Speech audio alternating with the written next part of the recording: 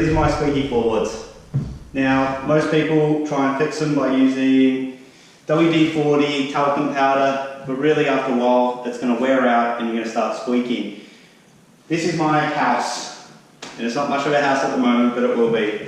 We need to fix this floor before we put down this floating underneath, because what's going to be really annoying when we put this thing down and we're going to hear squeaks underneath it, it's going to be almost impossible to get to it. So there's a couple of things that you need to know that causes squeaks. It's floorboards that are raised off the beams underneath, and a few people comment, all you need to do is drill down, hammer into your nails, and it pulls it down nicely.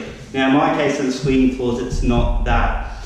But first rule that I need to give you, do not screw down through the floor or nail through. There's a lot of electrical, gas, water pipes underneath the house, and they run along these timbers sometimes in older houses. So everything that you do, that you drill through the timber, nail through the timber, even though you can see all these timber nail points, don't go through it, go underneath the house, have a good look, see what's there. Otherwise, you can do what I've done, if you're a bit scared, by going underneath the house and having a look there, is here, my old floorboards. They've actually got little pieces throughout it. So in the middle, they tend to bow a little bit. And so what I've done is to reinforce the nails in here, in this particular section, is I've had a multi-tool and I've just cut it out and replaced this piece. Now, I thought that would fix the squeaking initially. No, it doesn't. It's still got a bit of play in it. And the original varnish, if you guys can't see it, it's actually dropping a couple mil. And in some areas where the timber's quite tight in there, it will squeak.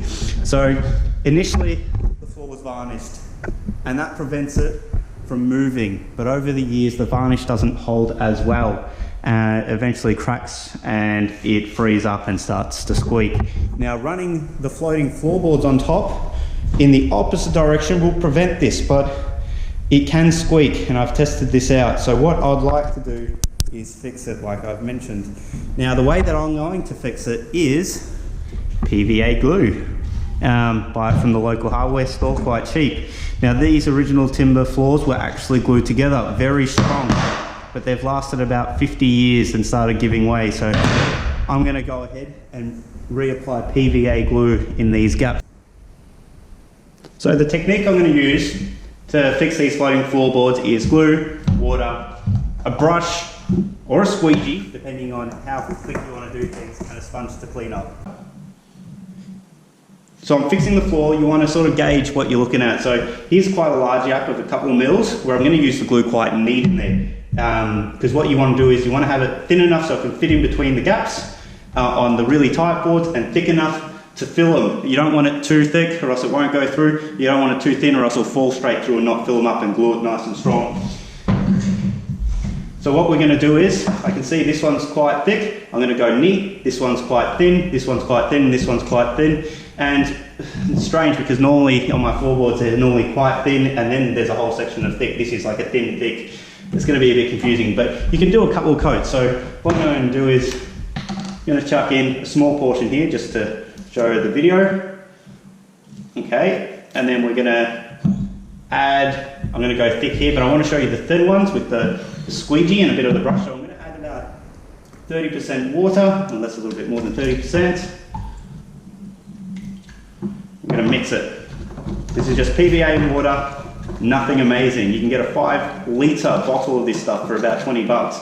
Now this stuff's quite thin. Don't worry about making a mess. Now you want to do this before you actually sand your floors and revarnish them. If it's just a small section of your house, you want to be kind of neat, but you can always sand it down later with sandpaper. So what we're going to do is, we're going to go a bit crazy here, run it in the floor. As you can see, it's running quite quick in there, which is telling me that it's not thick enough. And over here, we're just going to apply, but don't worry, you can always come back and do 2 coats. So we're just going to run it in there, get it nice and full. See, it's nice and filled up. And on the thicker one here, we're going to apply it straight neat glue. I'm not going to worry about this too much. And then we're going to brush that in there as well. Now it looks like we're going to need a bit of topping up on that gap there.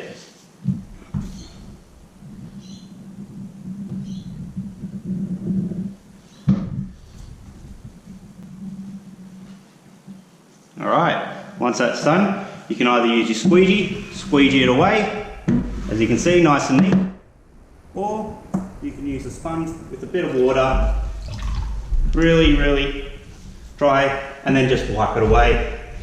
Come back in a day, that will be dry, super strong. Now if you can see that there's still a little bit of gaps on this one, you can repeat the procedure and get it really full, and you'll notice in about 24 hours you'll be able to jump on those floorboards, they won't move it. I'll get a close up. Let's move in a couple mil, there's quite a big gap there. And what I'm going to do is, I'm going to fix this section quite deep and quite wide, so I'm just going to use pure PVA, run it across there, squeegee it out like before, twice. If you need to, use your sponge, clean it up, and that'll dry by tomorrow and become super strong. Did one coat with the squeegee, pretty much the lounge room, kitchen and hallways took about 4 litres with one coat. Now I'm going to point out here that one coat with the larger joints doesn't fill it up completely. Once the glue dries up, there's a few gaps, but still holds it quite strongly. Here's the example that I did where I was pushing down on it and it was moving about a couple mil up and down. So what I'm going to do is I'm going to put the camera down here and I'm going to put all my weight on one foot on the joint, and I'm going to be bouncing up and down on it. Here's the other foot so you can see, and I'm bouncing up and down on it. And if I did a second coat on it, it'd probably even be stronger, but did not move whatsoever.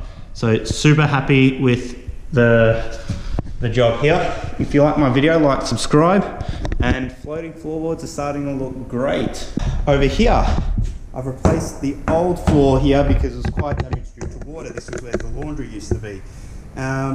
Sometimes people can hear squeaking floorboards because they do not apply enough glue down, liquid nails, and eventually over time it pops up off, the screws give way, and you hear that squeak, and they do not apply enough liquid nails glue in the tongue here. So please apply quite vigorously there. Now if you are squeaking on these boards as well, you can do the same technique I'm about to show you. Apply glue in here, wipe it dry, and don't worry about these boards slightly expanding, because when they expand, the glue will dry, it'll dry everything up and it'll lock it in nice and tight.